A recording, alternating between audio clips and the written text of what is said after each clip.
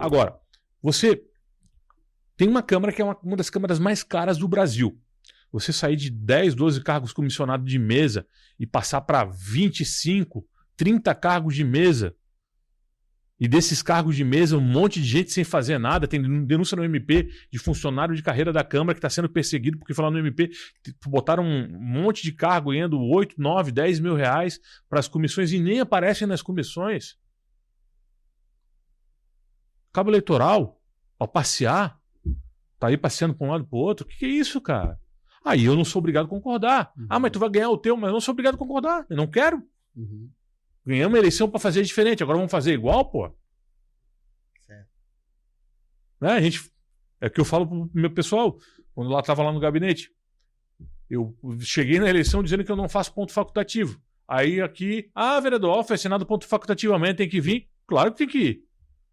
Vocês acharam que quando eu falei lá na rua que eu era contra o ponto facultativo, o que era? Eu estava falando pro além? Não, eu estava falando pra gente, pra nós. Se os outros não vão fazer o ponto facultativo, nós não vamos fazer o ponto facultativo. Nós vamos continuar trabalhando no ponto facultativo. Certo. É um compromisso que a gente tem. Então, essas pegadas geraram alguns desconfortos. Com a mesa diretora, com o Cobalcini, esse desconforto. Outro desconforto que o Cobalcini teve, e eu cobrei isso, e a gente tem se posicionado em relação a essa situação, eu cobrei também um ex-chefe de gabinete, o assessor dele, teve uma busca e apreensão da Polícia Civil, que é o Japa.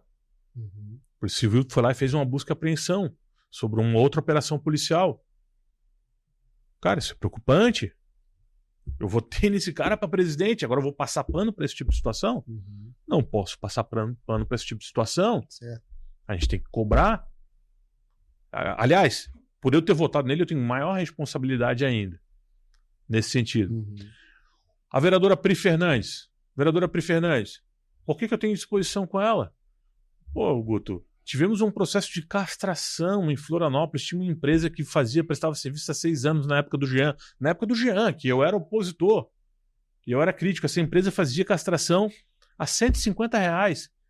Quando a vereadora Pri Fernandes ganhou um mandato, a vereadora Pri Fernandes, não, essa empresa é a minha adversária política, eu não quero ela. Tira ela. Mais ou menos isso. Essa lógica, mais ou menos, né? Não quero. Botaram uma empresa da amiga da vereadora Pri Fernandes, cobrando R$190 e desqualificaram outra empresa. O Tribunal de Contas do Estado de Santa Catarina, o Ministério Público, já constatou 90% de sobrepreço. 90% de sobrepreço nesse edital. Certo. Eu estou lá batendo. Então, assim, eu vou ter em disposição um Catume. Atormentei o cara durante a gestão dele como presidente, mas atormentei no sentido de persegui-lo, não. Atormentei no sentido de não permitir que ele fizesse as coisas erradas. Certo. De estar ali cobrando, de estar aqui em cima, não é? Só que chegou um momento evidente que a gente começou a bater também no executivo, e aí alguns vereadores começaram a falar, olha, o executivo, ou prefeitura, o Maicon aqui não dá. Se deixar o Maicon aqui, a gente não vota mais nada. A prefeitura também já estava indigesta, porque bati na secretária, na superintendente, quando eu falar que bati, pelo amor de Deus, né? É sentido figurado, não vamos dizer que eu espanquei, porque todo mundo aí diz que eu sou agressor de mulher, etc e tal, né? Mas nunca conseguiram provar nada. E eu sempre pedi para abrir investigação para apurar as coisas contra mim. Porque quando é contra mim, eu falo, vamos abrir, vamos investigar, vamos falar. Quando é contra os outros, eles botam para baixo dos panos, né? A Beatriz, eu falei, Beatriz descumpriu lei específica de corte de árvore para favorecer lá um prédio que está sendo construído no continente. Lei específica. Foi afastada. O Bill, procurador, foi afastado. Nelson Gomes de Mato Júnior, secretário do Desenvolvimento Urbano, onde o Cobalcini foi secretário adjunto, foi afastado. Ed foi afastado. Dia 23 de janeiro de 2023, eu fiz um PDL, um projeto de decreto legislativo, para assustar a nomeação do Ed. 1 ano antes exato de estourar presságio. Era um presságio? Eu estava sendo vidente? Não, eu sabia das coisas que estavam acontecendo. E eu já estava avisando, olha, vamos afastar o Ed, porque o Ed está fazendo cagada dentro da prefeitura. Eu não estou aqui, o meu objetivo não é passar a mão, é alertar Até porque eu queria que o governo do Topázio fosse um bom governo e afastasse os corruptos. Ou aqueles que estão ligados a atos corruptos e que são indiciados ou denunciados. Nem todo mundo que passa a mão na nossa cabeça quer o nosso bem. Meu objetivo ali era alertar, porque se o Topázio está bem, se o governo do Topázio está bem, quem que está bem? Florianópolis está bem. Sim. E se Florianópolis está bem, o Guto está bem, eu estou bem, a cidade está bem, as pessoas vivem bem. Sim.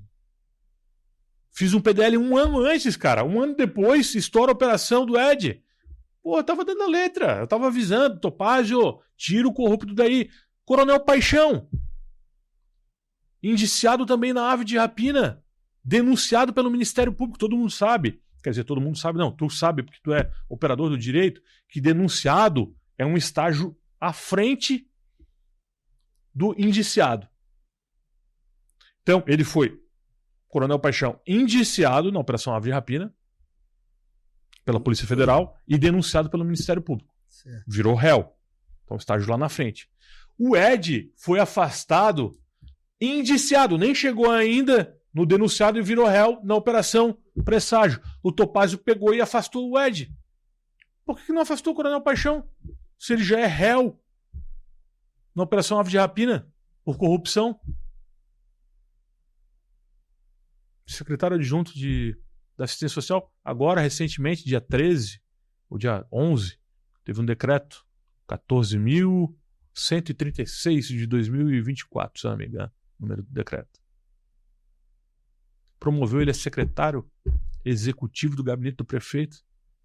Um cara que é réu por corrupção na Polícia Federal.